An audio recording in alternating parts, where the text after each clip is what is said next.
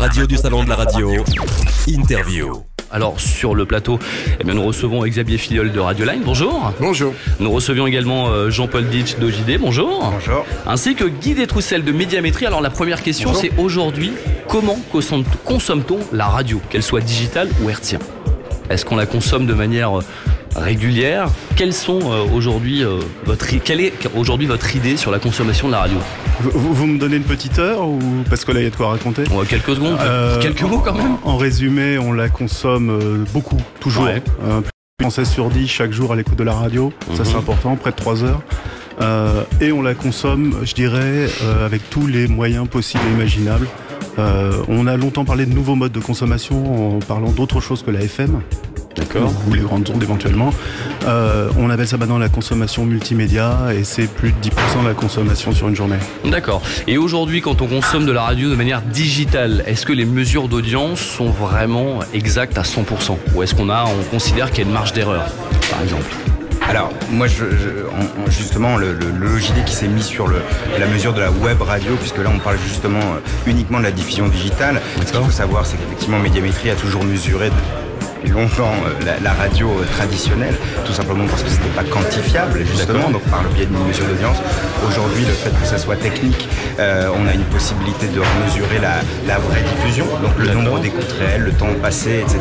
Et donc c'est aujourd'hui pour ça qu'entre autres l'OJD a mis en place un contrôle et une certification de la diffusion des médias. Donc c'est pas de l'audience, alors c'est les termes galvaudés, mais l'audience c'est le comportement, c'est qui sont les gens qui la consomment, etc. Nous c'est le quanti, donc combien ils sont consommés, puisque la diffusion digitale permet de le faire là où effectivement auparavant on ne pouvait que se contenter de la mesure d'audience. Et donc effectivement là on est sur des volumes de consommation qui sont énormes. On est sur plusieurs millions d'écoutes par mois, puisqu'on parle en termes d'écoutes actives, donc des écoutes de plus de 30 secondes par exemple. Donc on a au moins écouté la radio 30 secondes. On a eu son premier spot publicitaire, puisqu'on appelle ça les pré-rolls. Et des centaines de milliers d'heures d'écoute justement de cette diffusion via les applications mobiles, via vos téléphones, via vos box, etc. D'accord. Et est-ce qu'aujourd'hui on a réussi à obtenir un système de sondage vraiment fiable, quasiment à 100%? Alors, chez Radioline, on a le plaisir de proposer 35 000 radios et podcasts en France, à travers les applications. Oui, ça laisse un petit peu le choix quand même. Voilà. Donc finalement, sans être Médiamétrie, puisqu'on n'a pas un panel représentatif, on a notre public, on a 500 000 personnes qui nous écoutent tous les mois. On a quand même des tendances et on fait ensemble avec la Lettre Pro justement le top 50 des radios, et on peut voir comme ça d'un mois sur l'autre comment bougent les audiences. En fait, on s'aperçoit que les gens chez nous écoutent reviennent 10 fois par mois écouter de la radio. Donc comparé à la vidéo, pour avoir des amis qui travaillent dans la vidéo, c'est énorme.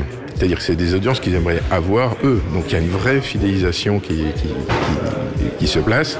Et en même temps, on s'aperçoit que les radios talk restent très très fortes aussi chez nous. Il n'y a pas que les musicales, c'est pas parce qu'on est sur Internet qu'il n'y a que les musicales qui fonctionnent. Donc on a vraiment un panel très très large. Et puis on s'aperçoit qu'il y a des choses aussi sur le streaming différé, puisque chez nous on n'écoute pas de podcast, mais streaming différé, je pense qu'il faut en parler.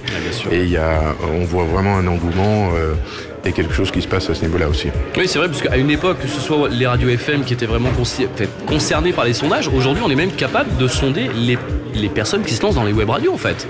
Tout le monde est concerné. Chez Médiamétrie, de toute façon, on mesure tout. Ça, c'est fondamental. Quand on parle de mesure d'audience actuellement, on est sur notamment des modes déclaratifs, ce qu'on appelle la 126. Oui. C'est un échantillon extrêmement robuste, très large, très représentatif de l'ensemble de la population française, 13 ans et plus. On appréhende l'ensemble des supports. C'est extrêmement important d'avoir en tête. C'est-à-dire qu'on ne mesure pas que la FM, on ne mesure pas que les réseaux nationaux, on mesure le local, on mesure les web radios, on mesure absolument tout. Après, dans quel niveau de détail on peut rentrer? Les repères internet sont souvent sur du mensuel, les repères radio, télé sont plutôt sur du quotidien. Il y a plein de points comme ça qui sont appréhendés, mais dans l'esprit et la vocation de Médiamétrie, c'est d'être exhaustif. Et ça, c'est fondamental pour nous. D'accord, donc en fait la radio est encore très bien consommée, on n'a pas trop à s'inquiéter à ce niveau-là, que ce soit les web radios. Ça, je pense qu'on est tous d'accord. Et je pense que le digital justement permet aujourd'hui de mieux mesurer la radio.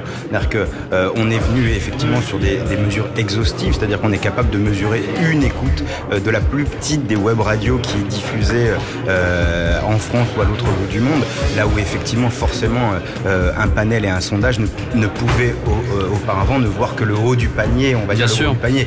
Il y a eu de longues polémiques avec les petites radios, effectivement, et vous êtes mieux placé que moi pour le savoir, mais donc du coup aujourd'hui, une toute petite radio est mesurée au même titre que des très très grosses, des très très gros groupes médias. Et c'est ça l'intéressant. Juste une question avant de vous libérer, avant que vous attaquiez votre rendez-vous, concernant les radios qui émettent en FM et qui ont également des web radios.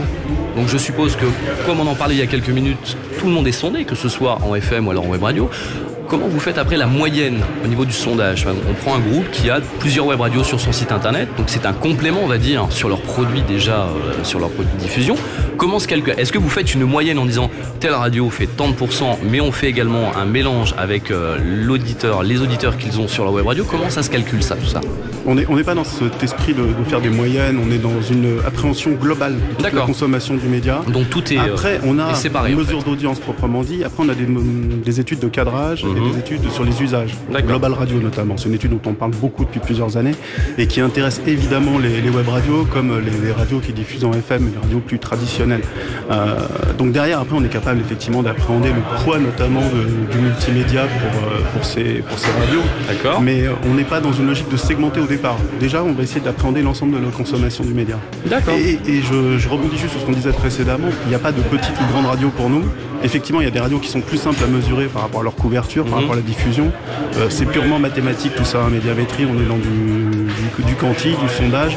Plus votre couverture est large, plus votre audience est forte, plus vous êtes facile à mesurer. Évidemment, ça c'est juste logique.